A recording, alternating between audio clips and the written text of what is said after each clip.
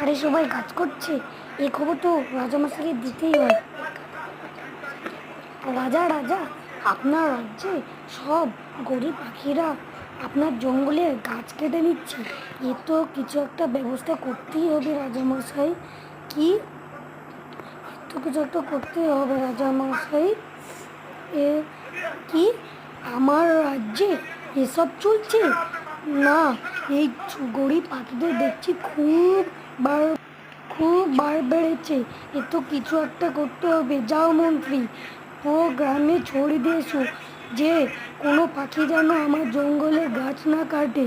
ঠিক আছে? ঠিক আছে রাজামশাই, আমি বলে দেব।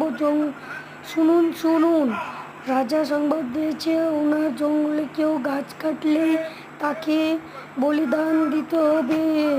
শুনুন শুনুন।